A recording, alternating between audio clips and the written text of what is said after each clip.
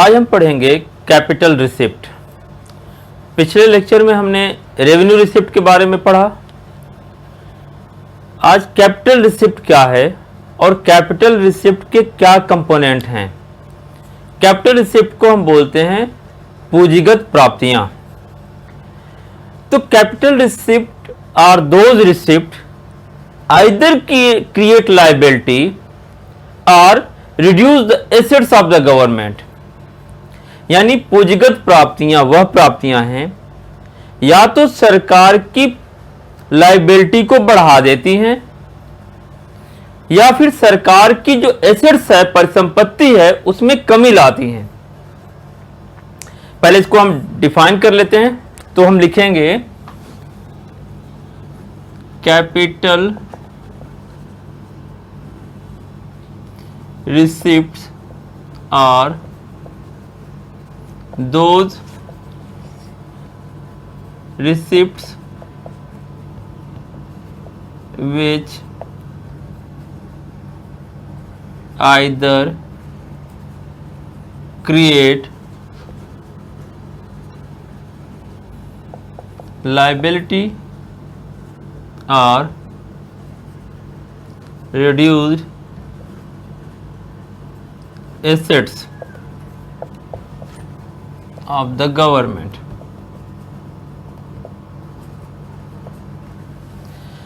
यहां पर दो मुख्य रूप से बातें कही गई हैं कि पूंजीगत प्राप्तियां वह प्राप्तियां हैं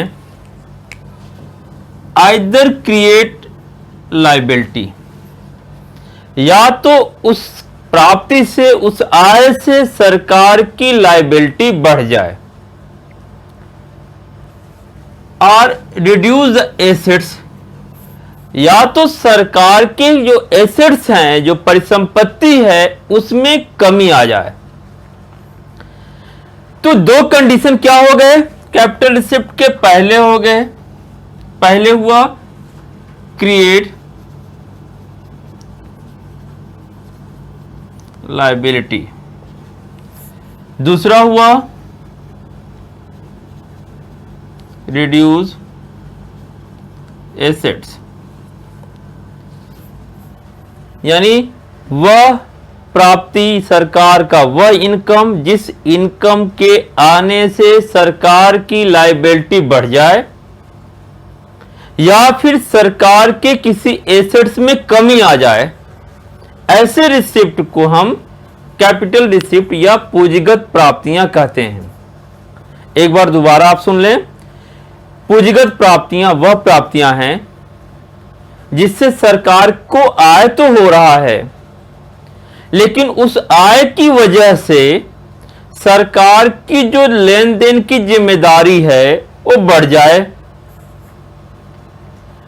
या फिर सरकार के जो परिसंपत्ति है, एसेट्स है, उसमें कमी आ जाए। तो दो कंडीशन, अगर दोनों में से कोई एक कंडीशन सेटिस्फाई करता है तो उस रिसिप्ट को हम कैपिटल रिसिप्ट यानी पूंजीगत प्राप्तियां कहेंगे।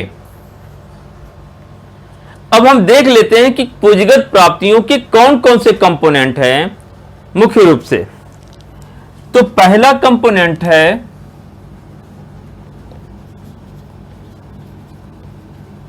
बारोइंग, यानी उधार, ऋण। जब भी सरकार की एक्सपेंडिचर ज्यादा होता है तो उस एक्सपेंडिचर को मीट आउट करने के लिए, पूरा करने के लिए सरकार के पास जो सबसे आसान विकल्प है वो है लोगों से उधार लेना, विदेशी कंट्री से, फॉरेन कंट्री से उधार लेना, इंटरनेशनल ऑर्गेनाइजेशन से उधार लेना। तो हमने यहां पर बोला ये ठीक उसी तरीके से है जैसे हमारा खर्च ज्यादा है और हमारी आय कम है, तो उस खर्च को पूरा करने के लिए हम क्या करते हैं? उधार लेते हैं, बारो करते हैं। वो बारोइंग बैंक से हो सकता है, बारोइंग रिलेटिव से हो सकता है, किसी मनी लेंडर से हो सकता है। तो जो हमने उधार लिया तो हमारे साथ क्या हुआ? उसको वापस करने की जिम्मेदारी बढ़ गई। तो इसी को हम बोलते हैं क्रिएट्स लायबिलिटी, यानी उसने एक लायबिलिटी को बढ़ा दिया। क्या बढ़ा दिया कि उसको वापस करना है। In the same way whenever government borrow money from the public, borrow from the international institutions or borrow from the foreign country, then the responsibility lies on the government to repay that borrow, उस loan को, उस बारो को repay करे, वापस करे। तो पहली कंडीशन फुलफिल हो रही है कि जो बारोइंग है, बारोइंग कितने तरह की हो गई?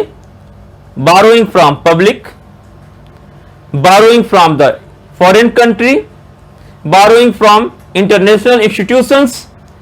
तो ये जो उधार है सरकार की, वो सरकार की लायबिलिटी को बढ़ा देता है, इसीलिए हम बारो को कैपिटल रिसिप्ट में रखते हैं।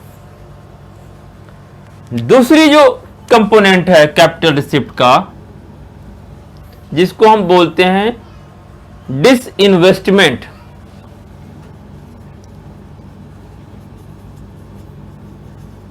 डिसइन्वेस्टमेंट, डिसइन्वेस्टमेंट को हम बोलते हैं विनिवेश। When government partially or wholly sell the share of government sector enterprises to private sector, this process is known as disinvestment। यानी विनिवेश वह प्रक्रिया है जिसमें सरकार सरकारी किसी कंपनी, पब्लिक सेक्टर अंडरटेकिंग की शेयर्स को पूरी तरह से या उसके किसी हिस्से को किसी प्राइवेट सेक्टर को जब बेचती है तो क्या होगा? सरकार को आय मिलेगा।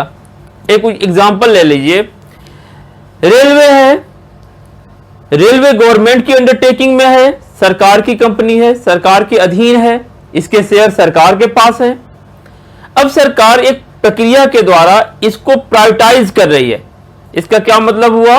उस रेलवे के शेयर को कुछ प्राइवेट सेक्टर को बेच रही है, तो सरकार को इनकम तो हुआ, सरकार को पैसा तो मिलेगा, नो डाउट, लेकिन सरकार की जो एसेट्स है रेलवे, वो रिड्यूस हो जाएगा। तो दूसरा कंडीशन फुलफिल हो रहा है यहां पे कि whenever government sells the share of government sector undertaking, it reduces the assets of the government, and that is why disinvestment is a capital receipt। जब भी सरकार किसी सरकारी कंपनियों को, किसी निजी कंपनी को बेचती है, प्राइवेट सेक्टर को बेचती है, तो ऐसी स्थिति में सरकार की जो एसेट्स है, परिसंपत्ति है, उसमें कमी होती है। तो उस बेचने के द्वारा जो आय मिलेगा सरकार को, वह कैपिटल रिसिप्ट यानी पूंजीगत प्राप्तियां कहलाएंगी। तीसरा जो इसका सबसे इंपॉर्टेंट कंपोनेंट है, जहां पर आपको कंफ्यूजन होगा, रिकवरी ऑफ लोन।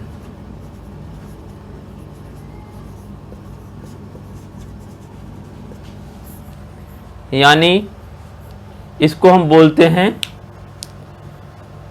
जो लोन हमने दिए हुए हैं उसकी रिकवरी हो जाए। When ever government advancing loan to the state government or foreign country, it's create assets। जब भी सरकार किसी राज्य सरकार को या किसी विदेशी राज्य को यानी कंट्री को लोन देती है, तो वह लोन एक तरह से सरकार के लिए एसेट्स क्रिएट होता है। इसका मतलब यह हुआ, अगर हमें वो रिकवरी हो जाए, यानी जो हमने लोन दिया है, सरकार ने जो लोन दिया है, वो लोन वापस हो जाए। रिकवरी ऑफ लोन का मतलब हुआ कि लोन जो हमने दिया है वो लोन वापस आ जाए, तो सरकार को पैसा मिलेगा। लेकिन उस लोन देने के कारण जो एसेट्स क्रिएट हुए थे, वो एसेट्स कम हो जाएगा, और इसीलिए recovery of loan is a capital receipt. तो क्वेश्चन आ गया कि रिकवरी ऑफ लोन इज क्या है, किस तरह का रिसिप्ट है? तो आप लिखेंगे recovery of loan is a capital receipt because it reduce the assets of the government. क्योंकि रिकवरी, लोन की रिकवरी होना हमारे एसेट्स में कमी लाता है, और इसीलिए रिकवरी ऑफ लोन से जो हमारी आय हुई वह एक तरह की कैपिटल रिसिप्ट है। और लास्ट है इसका कंपोनेंट स्मॉल सेविंग।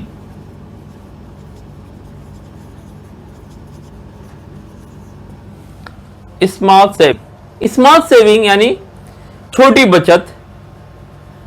केंद्र सरकार या सरकारें अपने एक्सेस एक्सपेंडिचर को पूरा करने के लिए केसीसी और एनएससी के द्वारा भी पैसे कलेक्ट करती हैं।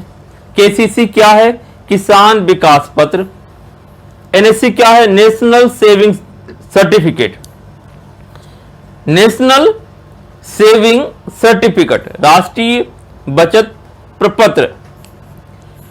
इन दोनों सर्टिफिकेट के द्वारा एक तरह का बॉन्ड है, एक तरह का इन्वेस्टमेंट है जिसमें हम पैसा लगाते हैं और एक मैच्योरिटी के बाद हमें पैसा मिलता है। यानी जब लोगों ने केसीसी खरीदी या एनएससी खरीदी तो लोगों को एक सर्टिफिकेट मिलेगा और एक स्पेसिफिक पीरियड के लिए जो पैसा है वो गवर्नमेंट के पास होगा। लेकिन पैसा जो गवर्नमेंट को केसीसी को बेचने या एनएससी को बेचने से मिला उसको सरकार को वापस भी करना है मैच्योरिटी के बाद। तो गवर्नमेंट को इनकम तो हुई लेकिन it's create liability to repay, उसको दोबारा पे करने की लायबिलिटी भी बढ़ गई। इसीलिए small saving also create the liability of the government और इसीलिए स्मॉल सेविंग को हम कैपिटल रिसिप्ट कहते हैं।